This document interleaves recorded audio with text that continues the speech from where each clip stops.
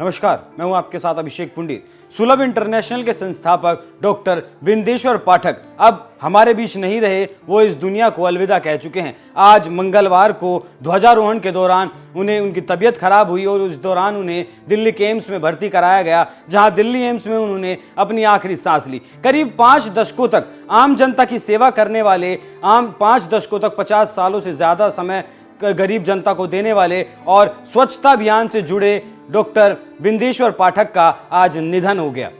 उन्होंने दिल्ली के एम्स में अपनी आखिरी सांस ली। मंगलवार को सुलभ इंटरनेशनल के ऑफिस में ध्वजारोहण के दौरान उनकी तबीयत अचानक खराब हो गई। आनन फानन में उन्हें दिल्ली एम्स में भर्ती करवाया गया, जहां उन्होंने अपनी अंतिम सांस ली।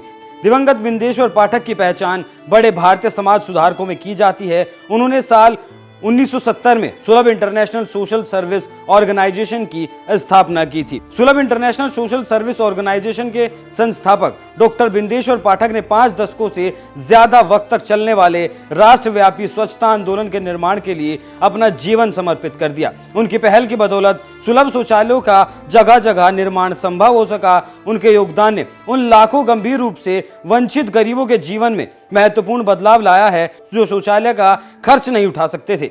डॉक्टर बिंदेश्वर पाठक के देहांत के बाद प्रधानमंत्री नरेंद्र मोदी ने भी उन्हें श्रद्धांजलि अर्पित की है और एक ट्वीट लिखा है बिंदेश्वर पाठक के लिए। प्रधानमंत्री नरेंद्र मोदी इस ट्वीट में लिखते हैं, the passing away of doctor Bindeshwar Pathak ji is a profound loss of our nation. He was a visionary who worked extensively for societal progress and empowering the downtrodden.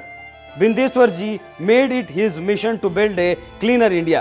He provided monumental support to the Swachh Bharat mission during our various conversations. His passion towards Swachhta was always visible. His work will continue to inspire several people. My deepest condolence to his family and loved ones during this difficult time. Om शांति।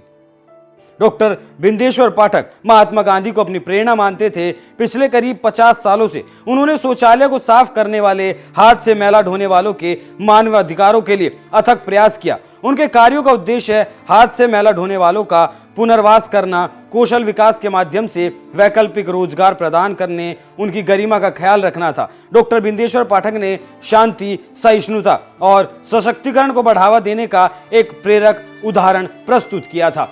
ऐसा बहुत कम देखने को मिलता है जब कोई अकेला इंसान ऐसी संस्था को खड़ी करता है और करीब 5 दशकों तक जनता की सेवा करता है निस्वार्थ भाव से, उन लोगों के लिए जिन लोगों के बारे में ना तो सरकारें अक्सर सोचती हैं, ना ही समाज अक्सर सोचता है और ना ही जो संस्थाएं बनी होती हैं ना ही वो सोचती हैं। अब से आज शौचालयों की इतनी दिक्कत नहीं है, लेकिन अब से 5 दशक पहले ज्यादातर मैला हाथ से ढोया जाता था। आज की तरह शौचालय उस वक्त नहीं हुआ करते थे। उस वक्त डॉक्टर बिंदेश्वर पाठक ने ऐसा काम करने का जिम्मा उठाया और उसे लगातार 5 दशकों तक पूरा भी करते आए। लेकिन आज उन्होंने अपनी एम्स में अंतिम सांस ली और आज वो हमारे बीच नहीं रहे।